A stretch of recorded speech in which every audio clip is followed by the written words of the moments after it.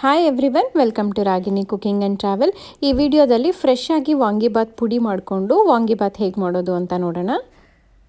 First ಇವಾಗ ವಾಂಗಿಬಾತ್ ಪುಡಿ ಮಾಡ್ಕೊಳ್ಳೋಣ. ಪ್ಯಾನಿಗೆ 1 ಸ್ಪೂನ್ ಎಣ್ಣೆ, 1 ಟೇಬಲ್ ಸ್ಪೂನಷ್ಟು ಕಡಲೆಬೇಳೆ, 1 ಟೇಬಲ್ ಸ್ಪೂನು ಉದ್ದಿನಬೇಳೆ ಹಾಕಿ ಇದೆರಡು ಕೆಂಪಗಾಗೋವರೆಗೂ ಫ್ರೈ ಮಾಡಿಕೊಂಡು, ಅರ್ಧ ಟೀ ಸ್ಪೂನಷ್ಟು ಮೆಂತ್ಯ ಹಾಕಿ ಫ್ರೈ ಮಾಡಿ, 4 ಲವಂಗ, ಸ್ವಲ್ಪ ಚಕ್ಕೆ ಚೂರು ಸೇರಿಸಿ ಫ್ರೈ ಮಾಡಿಕೊಂಡು, ಖಾರಕ್ಕೆ ಇಲ್ಲಿ ನಾನು 6 ಒಣಮೆಣಸಿನ್ಕಾಯಿ ಹಾಕಿ ಫ್ರೈ ಮಾಡ್ಕೊತಾ ಇದ್ದೀನಿ.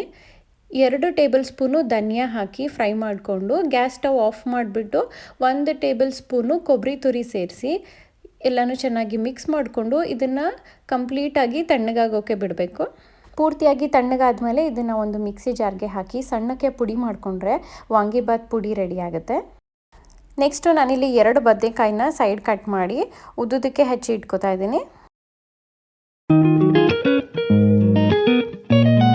ಇವಾಗ ವಾಂಗಿಬಾತ್ ಗೊಜ್ಜು ಮಾಡ್ಕೊಳ್ಳೋಣ. ಬಾಣಲಿಗೆ 4 ಸ್ಪೂನು ಎಣ್ಣೆ, 1 ಸ್ಪೂನು ಸಾಸಿವೆ, 2 ಸ್ಪೂನು ಕಡಲೆಬೇಳೆ ಕೆಂಪಗಾಗೋವರೆಗೂ ಫ್ರೈ ಮಾಡಿಕೊಂಡು, 3 ಒಣಮೆಣಸಿನ್ಕಾಯಿ, 1 ಈರುಳ್ಳಿ ಉದ್ದಕ್ಕೆ ಹೆಚ್ಚಿರೋದು ಸೇರಿಸಿ 1 ಸ್ಪೂನು ಉಪ್ಪು ಹಾಕಿ ಈರುಳ್ಳಿ ಕೆಂಪಗಾಗೋವರೆಗೂ ಫ್ರೈ ಮಾಡಿಕೊಂಡು, ತೊಳೆದಿಟ್ಕೊಂಡಿರೋ ಬದನೆಕಾಯಿ ಹಾಕಿ 1 ನಿಮಿಷ ಬದನೆಕಾಯಿನ ಎಣ್ಣೆಯಲ್ಲೇ ಫ್ರೈ ಮಾಡ್ಕೋಬೇಕು.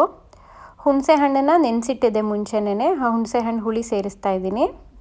ಸ್ವಲ್ಪ ಬೆಲ್ಲ, ಹುಣಸೆ ಹಣ್ಣು ಹುಳಿ ಹಾಕಿದ್ಮೇಲೆ ಬೆಲ್ಲ ಹಾಕಬೇಕು. ವಾಂಗಿಬಾತ್ಗಾಗಲಿ ಪುಳಿಯೋಗರೆ ಬಿಸಿಬೇಳೆ ಬಾತ್ಗೆಲ್ಲ ಹುಣಸೆ ಹಣ್ಣು ಹುಳಿ ಹಾಕಿ ಬೆಲ್ಲ ಹಾಕಿದ್ರೆ ಟೇಸ್ಟ್ ತುಂಬ ಚೆನ್ನಾಗಿ ಬರುತ್ತೆ.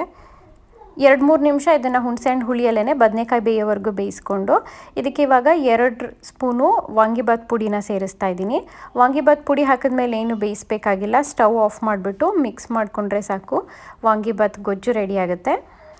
ಮುಂಚೆನೇ ಅನ್ನ ಮಾಡಿ ಇಟ್ಕೊಂಡಿದ್ದೆ, ಇವಾಗ ಗೊಜ್ಜಿಗೆ ಅನ್ನ ಸೇರಿಸಿ ಸ್ವಲ್ಪ ಕೊತ್ತಂಬರಿ ಸೊಪ್ಪು ಹಾಕಿ ಚೆನ್ನಾಗಿ ಮಿಕ್ಸ್ ಮಾಡಿಕೊಂಡ್ರೆ ಆಯಿತು, ವಾಂಗಿಬಾತ್ ರೆಡಿ ಆಗುತ್ತೆ. ಈ ಥರ ಫ್ರೆಶ್ ಆಗಿ ಪೌಡ್ರು ಮಾಡಿ ವಾಂಗಿಬಾತ್ ಮಾಡಿಕೊಂಡ್ರೆ ಟೇಸ್ಟ್ ತುಂಬಾ ಚೆನ್ನಾಗಿ ಬರುತ್ತೆ. ವಾಂಗಿಬಾತ್ ಪುಡಿ ಏನು ಬೇಗ ಮಾಡ್ಕೊಂಬಿಡ್ಬೋದು, ಅದೇನು ತುಂಬ ಟೈಮ್ ತೊಗೊಳ್ಳಲ್ಲ. ಸೊ ಈ ರೆಸಿಪಿ ವಿಡಿಯೋ ಇಷ್ಟ ಆದರೆ ಲೈಕ್ ಮಾಡಿ, ಶೇರ್ ಮಾಡಿ, ನನ್ನ ಚಾನಲ್ಗೆ ಸಬ್ಸ್ಕ್ರೈಬ್ ಆಗಿ. Thank you.